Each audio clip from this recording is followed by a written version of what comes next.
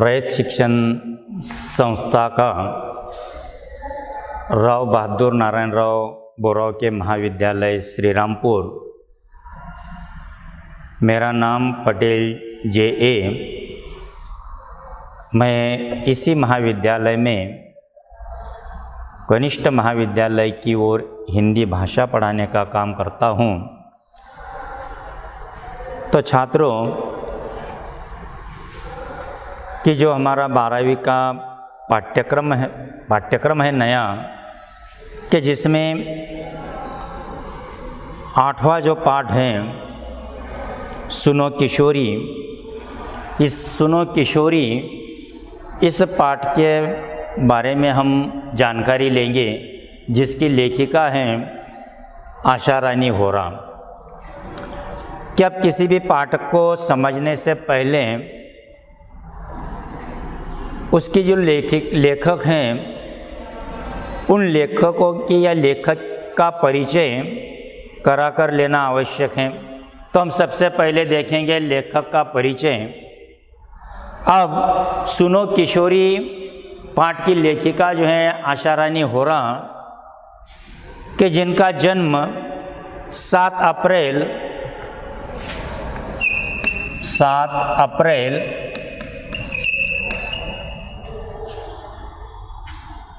1921 में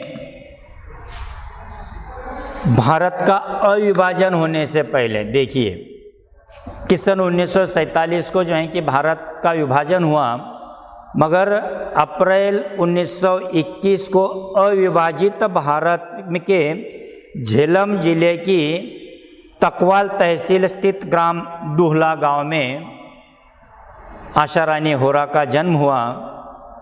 आधुनिक हिंदी साहित्य में नारी विषयक लेखन में अपना अलग स्थान जो है कि लेखिका रखती है।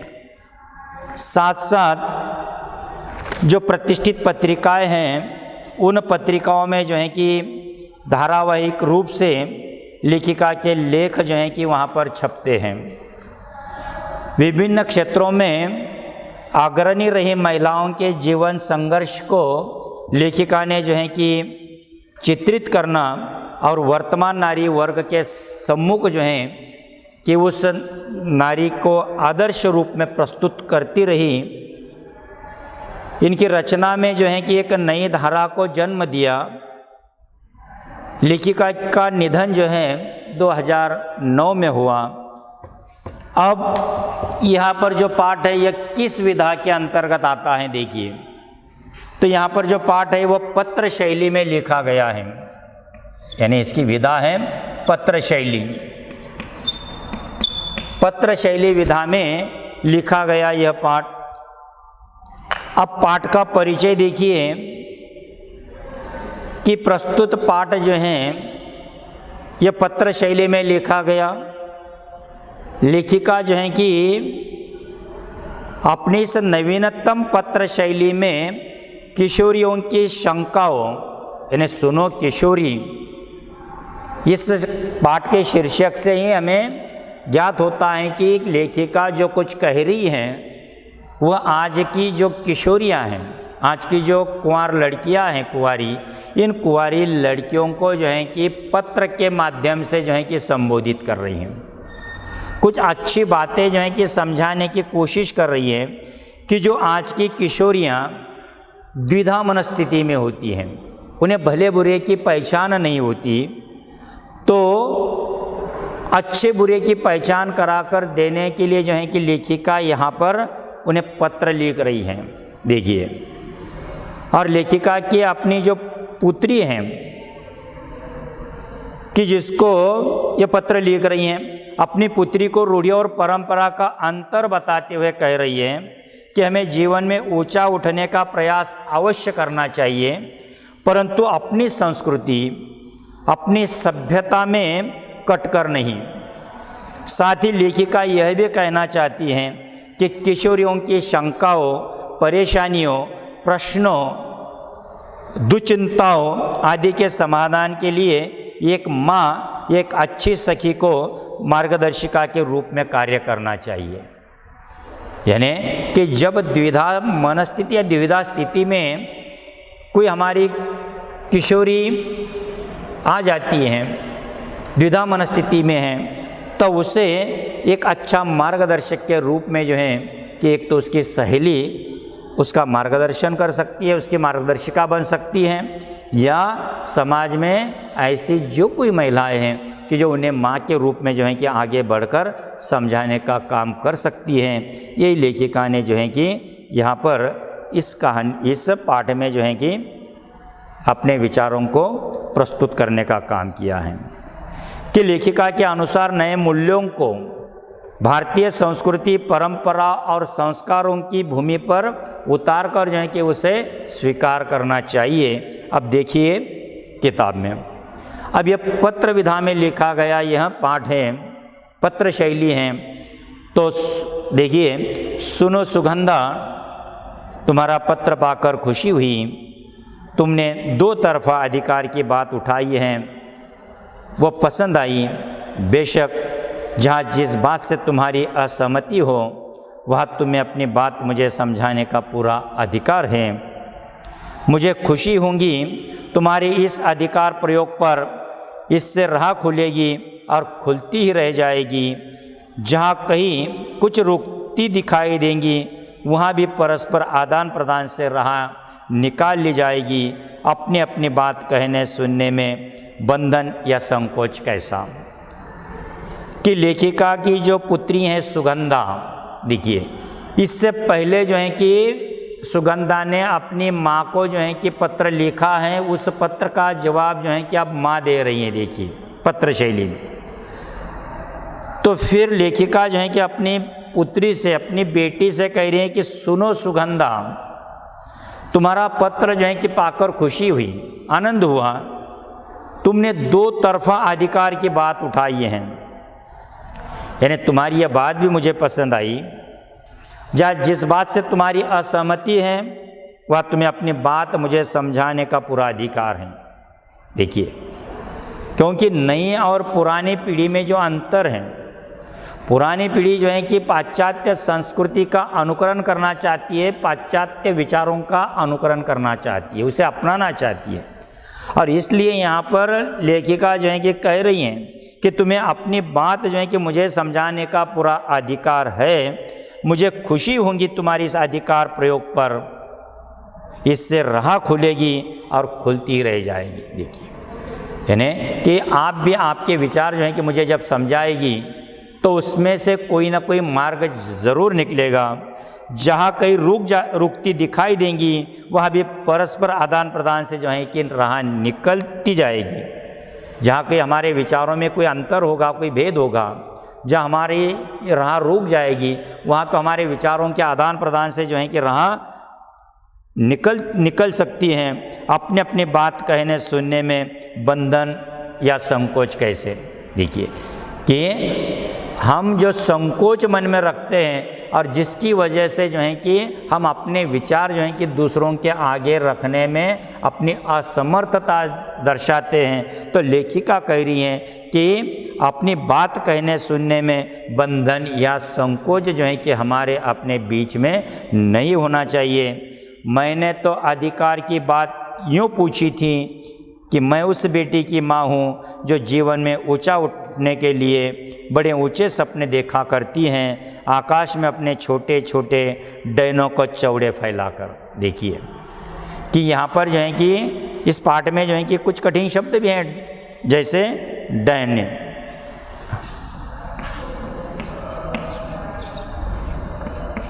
यानी पंख जिसको हम कहते हैं। कि अब यहाँ पर लेखिका जो है कि कह रही हैं कि मैंने तो अधिकार की बात यूँ पूछी थी क्योंकि मैं उस बेटी की माँ हूँ कि जो बेटी जीवन में ऊंचा उठने के लिए, ऊंचाई पर पहुँचने के लिए जो बड़े बड़े सपने देख रही हैं और आकाश में अपने छोटे छोटे डैनों को चौड़े फैलाकर, यानी आकाश में उड़ना चाह रही हैं, मगर अपने जो छोटे छोटे पैर हैं, जो पंख हैं, उन पंखों को फैलाकर जो है कि वह ऊंचा उड़ना चाह रही हैं। और धरती से बहुत ऊंचाई में फैले हुए इन डैनों को यथार्थ से दूर समझकर भी मैं काटना नहीं चाहती, केवल उनकी डोर मजबूत करना चाहती हूँ कि अपनी किसी ऊंची उड़ान में वे लड़खड़ाए न जाए। देखिए कि माँ है, हर माँ चाहती है कि मेरी बेटी या मेरा बेटा जो है कि ऊंची उड़ान भरे, मगर कहीं यह न हो कि उसकी उड़ान की डोर जो है कि वो मजबूत ना हो।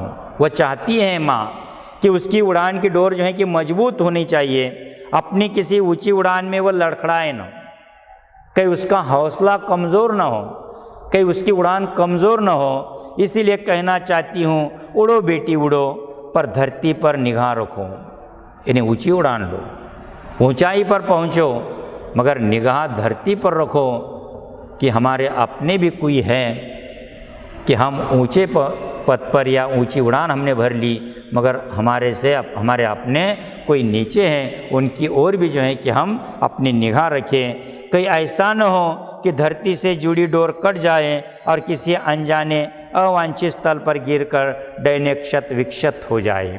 देखिए कि धरती की ओर निगाह इसलिए कि जो हमारे रिश्तेदार, जो सगे संबंधी, जो अपनी माँ पिता जो कुछ हैं, उनकी ओर भी जो है कि हम अपनी निगाहें रखें, उनसे भी जो है कि हम सलाह लेते रहें कि कहीं अनजाने में ऐसा न हो। देखिए कि कहीं धरती से जुड़ी हुई डोर कट जाए और किसी अनजाने अवांछित स्थल पर जहाँ न गिरना चाहिए वहाँ हम गिर जाएं, वह हम फंस जाएं, ऐसा नहीं होगा, क्योंकि तुम एक समझदार लड़की हो। यानी मैं तुझे समझा रही हूँ आपको, ऐसा बिल्कुल नहीं होगा।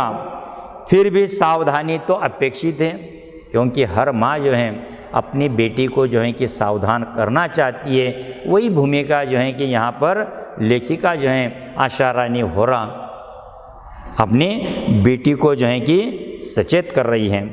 यह सावधानी का ही संकेत है कि निगाह धरती पर रखकर उड़ान भरी जाए। उस धरती पर जो तुम्हारा आधार है, उसमें तुम्हारे परिवेश का, तुम्हारे संस्कार का, तुम्हारी सांस्कृतिक परंपरा का, तुम्हारी सामर्थ्य का भी आधार जुड़ा होना चाहिए। देखिए यानी कि इसीलिए मैं आपसे कह रही हूँ कि निगाह धरती पर रखकर उड़ान भरी जाए। क्यों?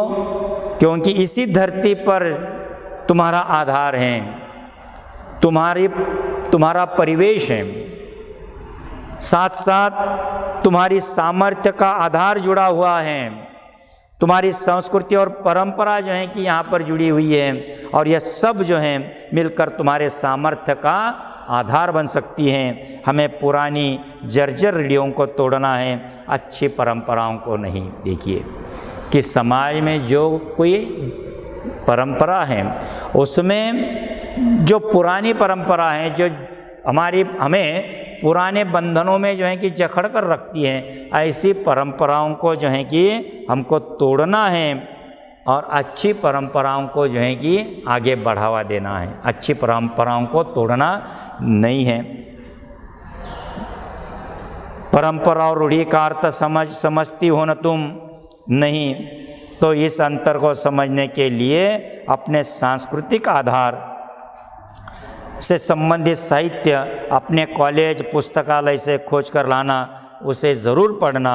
यह आधार एक भारतीय लड़की के नाते तुम्हारे व्यक्तित्व का अटूट हिस्सा है। इसीलिए देखिए आप यानी लेखिका जो है कि अपनी बेटी से कह रही हैं कि परंपरा और रूढ़ी का अर्थ आप नहीं समझती ना, तो नहीं।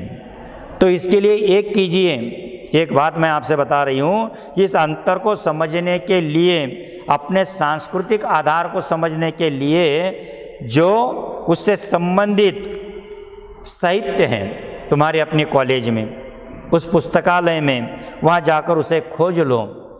उन साहित्य को जो है कि आप ज़रूर पढ़ना। यह आधार एक भारतीय लड़की के नाते तुम्हारे व्यक्तित्व को जो है कि उसका एक अटूट हिस्सा है। इसीलिए मैं आपको जो है कि ये सुझाव दे रही हूँ। बदले वक्त के साथ बदलते समय के नियम मूल्यों को भी पहचान कर हमें अपनाना है, पर यहाँ पहचान शब्द को रेखांकित करो। बिना समझे बिना पहचाने कुछ भी नया अपनाने से लोभ के बजाय हानि उठानी पड़ सकती है। देखिए, यानी इस जीवन के मार्ग पर चलते समय हमें फूक फूक कर जो है कि कदम रखना होगा। ये बात जो है कि सावधान कर रही है माँ अपनी बेटी से। बदलते वक्त के साथ बदलते समय के नए मूल्यों को भी पहचान कर हमें अपनाना है, पर यहाँ पहचान शब्द को रेखांकित करो। देखिए, यहाँ पहचान कि जब हमारी किसी नए से पहचान होती है तो क्या करना चाहिए कि बिना समझे बिना पहचाने कुछ भी नया अपनाने से क्या हो सकता है कि लोभ के बजाय हानि भी उठानी पड़ सकती है। क्योंकि जिससे हम पहचान कर रहे हैं, जब तक हम उसे पूरी तरह से समझ नहीं लेते तब तक जो है कि हम उससे इतना लगाव या इतना नज़दीक भी हम उसके नहीं जा सकते। पश्चिमी दुनिया का हर मूल्य हमारे लिए नए मूल्यों का पर्याय नहीं हो सकता। देखिए, आजकल हम देख रहे हैं कि हम पाश्चात्य संस्कृति को अपना रहे हैं, उनके मूल्यों को हम अपना रहे हैं, और पश्चिमी दुनिया का हर मूल्य हमारे लिए नए मूल्यों का पर्याय नहीं हो सकता। देखिए, हमारे अपने मूल्य, हमारे अपनी संस्कृति, हमारे अपनी रूढ़ी परंपरा, यह हमारी अपनी है। हम उसके साथ में जो है कि उसे तोल नहीं सकते, उसकी बराबरी हम नहीं कर सकते, उसका यह पर्याय नहीं हो सकता। हमारे बहुत से पुराने मूल्य अब इतने टूट फूट गए हैं कि उन्हें भी जैसे तैसे जोड़कर खड़ा करने का मतलब होगा अपने आधार को कमज़ोर करना, या यूँ भी कह सकती हैं कि अपनी अच्छी परंपराओं को रूढ़ी में ढालना। देखिए, जो हमारी अच्छी परंपरा है उसे रूढ़ी में ढालना भी एक अच्छी बात है। समय के साथ अपना अर्थ खो चुकी या वर्तमान प्रगतिशील समाज को पीछे ले जाने वाली समाज की कोई भी रीति नीति रूढ़ी है समय के साथ अनुपयोगी हो गए मूल्यों को छोड़ती और उपयोगी मूल्यों को जोड़ती निरंतर बहती धारा परंपरा है जो रूढ़ी की तरह स्थिर नहीं हो सकती। देखिए, एक माँ जो है कि अपनी जिम्मेदारी किस तरह से इस पत्र में निभा रही हैं, अपनी बेटी को जो है कि सावधान कर रही हैं, यानी ये सबसे बड़ी महत्वपूर्ण बात जो है इस सुनो किशोरी नामक पाठ में यहाँ पर हमें देखने मिलती है। यही अंतर है दोनों में, रूढ़ी स्थिर है पर परंपरा निरंतर गतिशील है। यानी रूढ़ी और परंपरा में यह अंतर है कि रूढ़ी स्थिर है और जहाँ पर ठहराव है, जो रुक जाता है वह बेकार हो जाता है। रूढ़ी स्थिर है और परंपरा निरंतर गतिशील है, एक निरंतर बहता निर्मल प्रवाह जो हर सड़ी गली रूढ़ी को किनारे फेंकता और हर भीतर बाहरी देशी विदेशी उपयोगी मूल्य को अपने में समेटता चलता है। इसीलिए मैंने पहले कहा है कि अपने टूटे फूटे मूल्यों को भरसक जोड़कर खड़ा करने से कोई लाभ नहीं। यानी हमारी जो पुराने टूटे हुए मूल्य हैं, टूटे फूटे मूल्य जिसको हम कहते हैं, कुछ परंपराएं होगी, कुछ रूढ़ी होंगी, उनको जोड़कर यानी जोड़ना या उसके लिए जोड़ने की खास कुछ उसके लिए प्रयत्न करना यह निरर्थक होगा, उसमें कोई लाभ नहीं होगा, क्योंकि आज नहीं तो कल वे जर्जर मूल्य भरहरा कर गिर ही जाएंगे। देखिए, इसी तरह पश्चिमी मूल्य भी जो हमारी धरती के अनुकूल नहीं है, जो पश्चिमी पाश्चात्य जो मूल्य हम कहते हैं, यह हमारे धरती के अनुकूल नहीं है, जो कि त्यों यहाँ नहीं उगाए जा सकते। उगाएंगे तो वे पौधे फलीभूत नहीं होंगे तो जल्दी झड़ जाएंगे, वे फल हमारे किसी काम के नहीं होंगे। कि जो पाश्चात्य जो मूल्य हैं, उन मूल्यों को हम अपने देश में, अपने संस्कृति में उसे हम जतन नहीं कर सकते, वह पनप भी नहीं सकते हमारे बीच में। यदि हम कोशिश भी करेंगे उसे उगाने की तो वे पौधे फलीभूत नहीं होंगे, उससे हमें कोई फल हासिल नहीं होगा, कुछ निष्पत्ति नहीं होंगे तो जल्दी भी, यदि उसे फलीभूत होंगे भी तो वह जल्दी झड़ जाएंगे, वे हमारे लिए कोई भी काम के नहीं होंगे। मुझे लगता है पत्र का यह अंश आज तुम्हारे लिए कुछ भारी हो गया। बेहतर है अपनी संस्कृति व परंपरा को ठीक से समझने के लिए फुर्सत के समय इससे संबंधित साहित्य पढ़ना, इसीलिए कि बुनियादी जानकारी हर भारतीय लड़की के लिए ज़रूरी है, जिससे वो अपनी धरती, अपनी जड़ों को अच्छी तरह पहचान सके। देखिए कि जो हमारा साहित्य है, साहित्य बड़ा अनमोल है। यदि हम उसे पढ़ेंगे, उसे समझेंगे, तो फिर हमारी बुनियादी जानकारी जो है वो उसमें से मिलेगी, और उसे पाना हर भारतीय लड़की के लिए जो है कि ज़रूरी है, जिससे वह अपनी धरती, अपनी जड़ों को अच्छी तरह पहचान सके। उसे इस बात का ज्ञान होगा कि हमारी अपनी संस्कृति क्या थी, हमारी अपनी परंपरा कैसी थी, हमारे अपने पूर्वज जो हैं कि कैसे थे। तो जो हमारी संस्कृति की परंपरा की जड़ें हैं, उस जड़ों को जो है कि वह पहचान सकें। यहाँ तुम्हारी सहेली रचना के संबंध में ये प्रसंग इसीलिए कि वह इस सीमा रेखा को नहीं समझ पा रही। एक रचना का ही संघर्ष नहीं है यह, पर पूरी पीढ़ी का संघर्ष है। नई पीढ़ी पुराने मूल्यों को तो काट फेंकना चाहती हैं, पर नए मूल्यों के नाम पर केवल पश्चिमी मूल्यों को ही जानती पहचानती हैं। कहे उधार लिए मूल्यों से ही काम चला लेना चाहती हैं। नए मूल्यों के निर्माण का दमखम अभी उसमें नहीं आया। देखिए कि यहाँ तुम्हारी सहेली, देखिए अब बात जो थी, क्योंकि लेखिका की जो बेटी है उसने भी जो है कि अपनी माँ को जो पत्र लिखा था, उसमें एक समस्या जो उसके सामने थी, उसकी अपनी सहेली की, उसे भी जो है कि उस पत्र में माँ के पास में रखा था।